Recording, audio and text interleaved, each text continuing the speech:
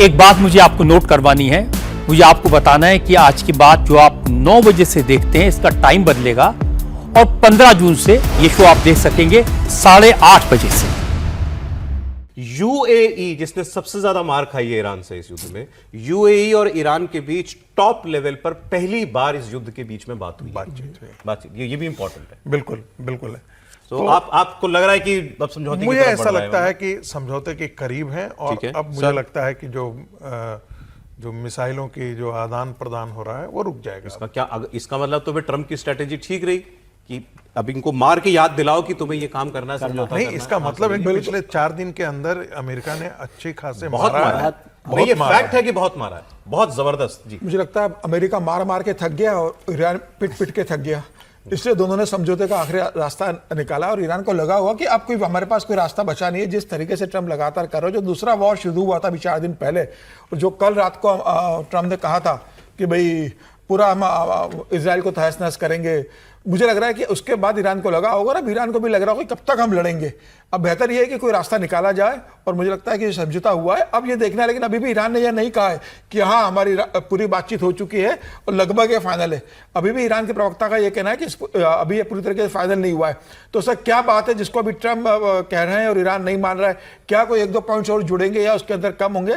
लेकिन मोटा मोटी यह है कि लगभग तय हो गया है और अब ईरान भी लड़ने की स्थिति में नहीं है। मुझे लग रहा है कि 48-72 घंटे के अंदर फाइनल होगा। और जो ट्रम्प ने कहा है कि यूरोप में ये डील फाइनल होगी, तो यह तय है कि अब युद्ध नहीं होगा, रास्ता निकल जाएगा। 1-2 पॉइंट जुड़ सकते हैं, एक हाथ कम हो सकता है। सबसे बड़ा जो मुद्दा था कि जो इंडस यूरेनियम है उसका सॉल्यूशन हो जाएगा, कहां पर रखेंगे, और ये तय है कि वो परमाणु बम नहीं बनाएगा, उसकी दिशा में नहीं बढ़ेगा। ये सहमति इन्होंने धमकी दी थी कि हम खर्ग आइलैंड कैप्चर कर लेंगे, 90% तेल जहां से ईरान एक्सपोर्ट करता है वही नहीं रहेगा, उसके बाद तो इकोनॉमी तो अपने आप उसकी खत्म हो जाएगी। इन्होंने कहा सारी तैयारियां हो गई थी।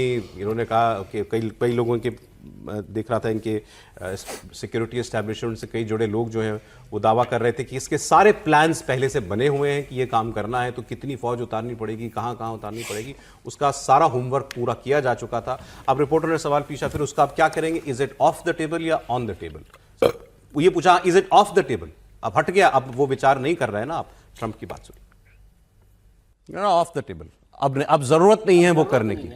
तो ये भी पॉजिटिव साइन नहीं पॉजिटिव साइन है। लेकिन इसमें ये भी देखना चाहिए कि ईरान ने भी, मतलब ये सच है और ये मैं बार बार कहता हूं कि नुकसान तो ज्यादा ईरान का ही हुआ है और बर्बाद वही हुआ है, लेकिन ईरान भी जिस तरह से ट्रंप और अमेरिका के बिजनेस इंटरेस्ट को प्रभावित कर रहा था, और विशेष करके जो अमेरिकी कंपनियों को, जो पिछली बार भी हम लोगों ने देखा था जब लड़ाई पीक पर पहुंची थी तो जितने अमेरिकी कंपनियां हैं उनके जो बड़े बड़े ऑफिसेस थे उसको उसने निशाना बनाना शुरू कर दिया था।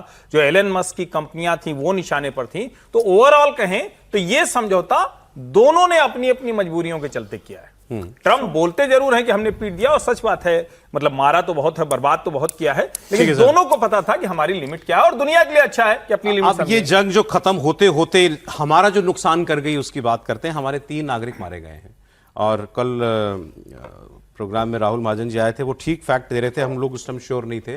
एक्चुअली पिछले 4 दिनों के अंदर 3 जहाज पे और 3 लोग हमारे मारे गए हैं उसके अंदर।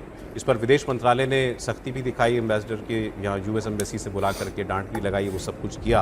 अब उस पर क्या बोल रहे हैं, वो 3 जहाज कौन से थे, हमारा झंडा लगा एक भी नहीं था, ये इंपॉर्टेंट नहीं, हमारा जहाज भी एक भी नहीं, हमारा जहाज। इस पे विदेश मंत्रालय ने जो बोला है वो सुनवा दीजिए एक बार।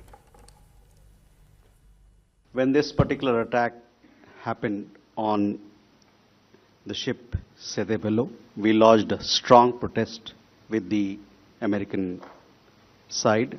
We called in the American CDA and he was conveyed our deepest concerns on the ongoing incidents of attacks. As also we registered a strong protest with them.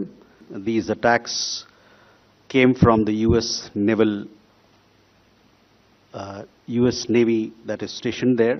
3 ships that have been involved in the incidents are foreign flagged. They are not Indian owned ships, they are all foreign flagged ships.